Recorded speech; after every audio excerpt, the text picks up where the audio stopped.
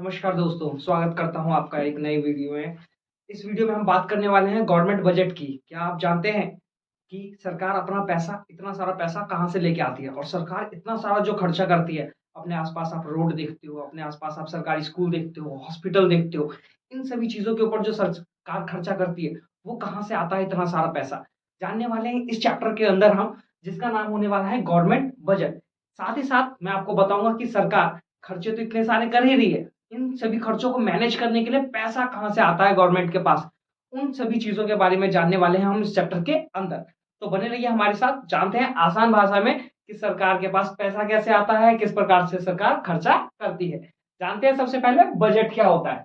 Budget क्या है? क्या आप जानते हैं आपके घर में भी बजट बनाया जाता होगा। बजट सिंपली क्या होता है कि भई आपकी फैमिली के अंदर कि कितना पैसा आ रहा है और आपकी फैमिली प्लान करती है कि कहाँ-कहाँ पे पैसा खर्च करना है ना? जैसे कि डेली नीड्स की जो चीज़ें हैं, आप जो घर में खाते हो, है ना? उन सभी चीज़ों की प्लानिंग करती है। बिना प्लानिंग के अगर अगर घर भी चलाया जाए, तो सोचिए घर चलाना भी बहुत मुश्किल हो जाता है।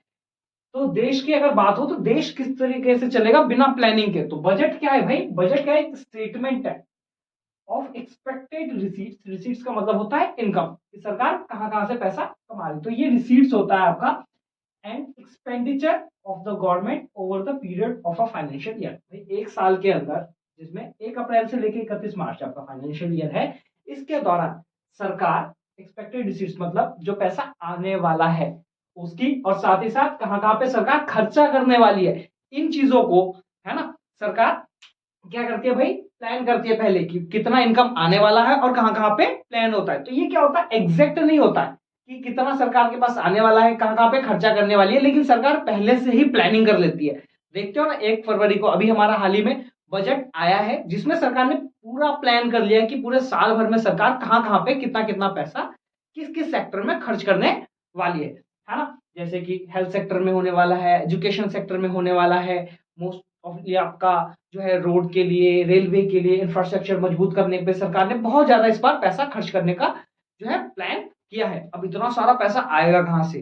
ठीक है? तो उन्हीं सभी चीज़ों के बारे में जानेंगे। तो कितनी इनकम होने वाली है, एक्सपेक्टेड इनकम और एक्सपेक्टेड एक्सपेंडिचर का स्टेटमेंट है बजट हमारा, ठीक है? जो 1 साल के अंदर सरकार करने वाली है, ठीक है? समझ में आ गया आपको बजट क्या होता है? अब बढ़ते हैं आगे कि भाई ये जो बजट है सरकार, इसका ऑब्जेक्टिव क्या है? ऑब्जेक्टिव मतलब उद्देश्य इसका क्या है?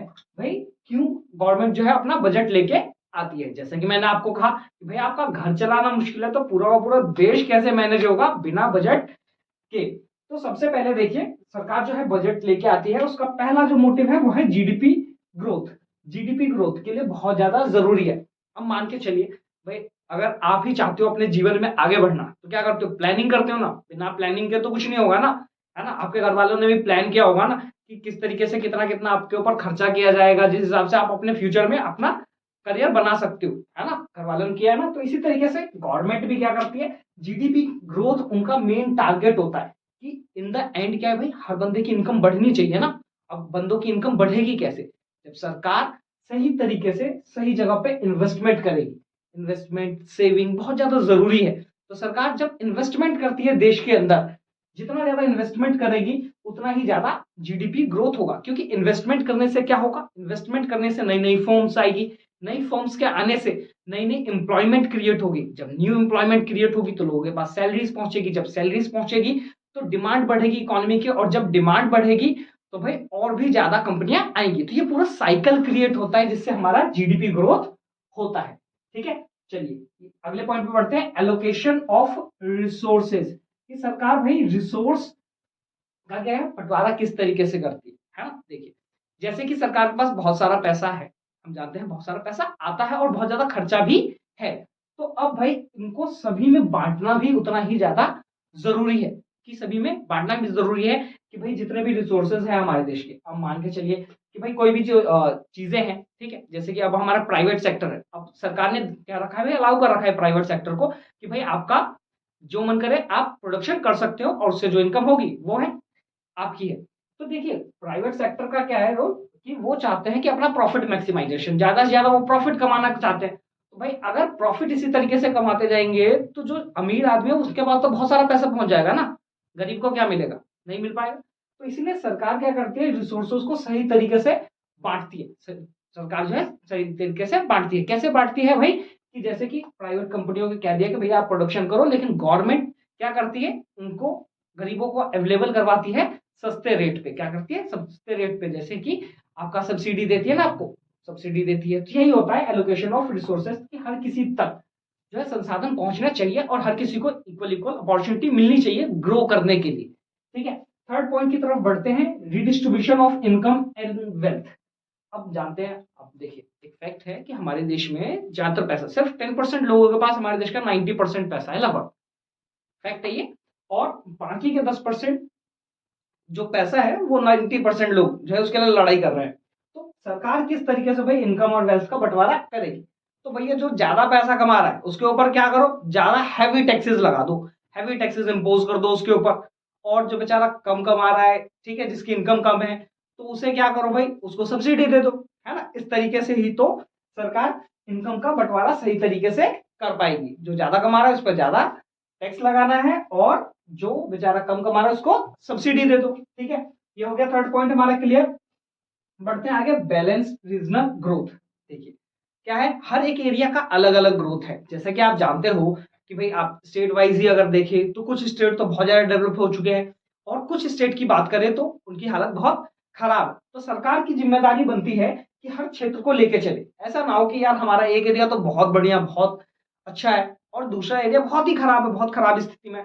तो सरकार बजट के थ्रू कोशिश करती है कि उन एरियाज को डेवलप करने की, है ना। ये एक टर्म है ACZ, special economic zone, special economic zone. इसके तहत सरकार कुछ क्षेत्रों को जो पिछड़े हुए हैं उन्हें कोशिश करती है कि मेन धारा में जोड़ने की कोशिश करती है, मेन स्ट्रीम के साथ जोड़ा जाए। ठीक है, वहां पे एक्स्ट्रा इन्वेस्टमेंट करती है ताकि उन एरियाज को भी, हर बार बजट में क्या होता है, जो राज्य ज्यादा पिछड़े हुए हैं उनको ज्यादा कोशिश करी जाती है कि उन तक जो है रिसोर्सेज पहुंचाए जाए, जिससे क्या होगा, हर एक एरिया, हर एक लोकेलिटी हमारे देश में ग्रो करेगी। जैसे कि फॉर एग्जांपल देखिए, जैसे कि बिजली के मामले में पूरे देश में बिजली नहीं थी, लेकिन गवर्नमेंट ने कोशिश करी, और देखिए आज की डेट में लगभग लगभग इंडिया में मोस्टली हर जगह इलेक्ट्रिसिटी अवेलेबल है।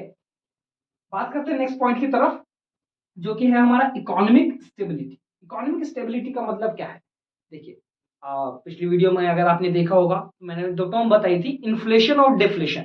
इन्फ्लेशन का मतलब होता है महंगाई का होना, डिफ्लेशन का मतलब होता है बिल्कुल डिमांड का ना होना। ठीक है, अब ये दोनों जब कंडीशंस आती है तो इकोनॉमी स्टेबल कैसे रहेगी। इकोनॉमी की स्टेबिलिटी के लिए जरूरी है कि भाई सरकार समय समय पर अपने बजट के थ्रू बैलेंस करके चले। जैसे कि आज की डेट में भी देखा जाए तो वर्ल्ड में रिसेशन आया हुआ है, मंदी आई हुई है, लेकिन हमारा देश अभी भी बैलेंस में है। तो ये गवर्नमेंट का ही रोल है कि बैलेंस बजा जो है आपका बैलेंस बना के रखे। अब किस तरीके से बैलेंस बना के रख सकती है गवर्नमेंट, तो भाई अपने खर्चों के थ्रू और अपने इनकम के थ्रू। जो गवर्नमेंट खर्चा कर रही है, किस सेक्टर पे कितना खर्चा कर रही है, कि प्रॉब्लम ना आए किसी भी सेक्टर में, क्या है, प्रॉब्लम ना आए। कुल मिला के इकोनॉमिक स्टेबिलिटी का मतलब है कि इन्फ्लेशन और डिफ्लेशन जैसी सिचुएशन से डील करना। ठीक है, साथ ही साथ रिसेशन ना आने देना इकोनॉमी के अंदर। ठीक है, यही स्टेबिलिटी होती है, क्योंकि अगर बहुत ज्यादा महंगाई भी हो गई तो भी दिक्कत है, बिल्कुल डिमांड नहीं है तो भी दिक्कत है। तो सरकार क्या है, समय समय पे इन्वेस्टमेंट प्लान, जैसे कि अभी मैंने आपको बताया ना, सरकार का प्लान है कि इंफ्रास्ट्रक्चर के ऊपर बहुत सारा पैसा खर्च करने का। इंफ्रास्ट्रक्चर पे पैसा खर्च कर दिया तो क्या हुआ, बहुत ज्यादा इन्वेस्टमेंट आएगी, उससे बहुत ज्यादा जॉब्स क्रिएट होंगी। ठीक है, तो ये है आपका इकोनॉमिक स्टेबिलिटी। बात करते हैं नेक्स्ट पॉइंट की तरफ, जो कि है आपका क्या, proper management of the public enterprises. अब ये देखिए पब्लिक एंटरप्राइजेस क्या है, बहुत सारी सरकारी कंपनियां भी है ना, सरकार के पास फंड आ रहा है, इन सरकारी कंपनियों का भी तो चलना जरूरी है। सरकार अपने फंड से इनको भाई क्या करती है, इनको भी पैसा देती है ताकि ये प्रॉपर वे में रन हो, क्योंकि इनमें भी बहुत सारे लोग जॉब कर रहे हैं। अगर सरकार इनको बंद कर देगी तो बहुत सारे लोग बेरोजगार हो जाएंगे। तो भाई सही तरीके से इनका मैनेजमेंट चलाने के लिए भाई इनको भी फंड की जरूरत पड़ती है। तो ये कहां से आएगा पैसा, बजट से ही तो आएगा पैसा। तो बजट के थ्रू भी जो है इनको फंड किया जाता है, इनको पैसा दिया जाता है, तब ये प्रॉपर रन कर पाती है, और हमारी इकोनॉमी में इनका बहुत बड़ा कंट्रीब्यूशन है।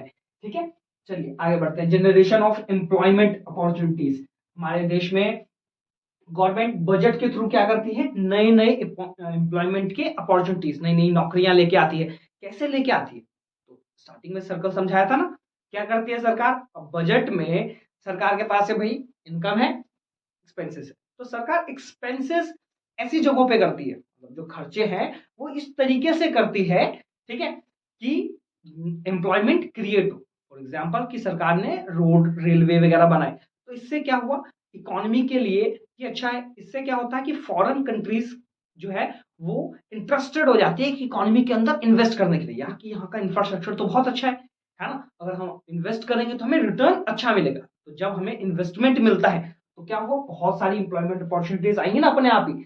जैसे कि आपने रिसेंट में सुना था कि भाई सैमसंग ने बहुत बड़ा जो है कंपनी यहाँ पे जो है सेटअप किया है, अपना प्लांट लगाया है। ऐसे और भी कई कंपनीज के आप न्यूज में सुनते ही होंगे कि भाई ये कंपनी आ रही है, वो कंपनी आ रही है। तो बहुत सारी कंपनियां इंडिया में आज की डेट में इंटरेस्टेड है। क्यों है? क्योंकि गवर्नमेंट बहुत ज्यादा पैसा खर्च करने के लिए रेडी है इंफ्रास्ट्रक्चर के ऊपर, है ना। तो आई होप सो आपको समझ में आ गए होंगे सातों पॉइंट, ठीक है। और कि भाई गवर्नमेंट बजट क्यों लेके आती है, ठीक है।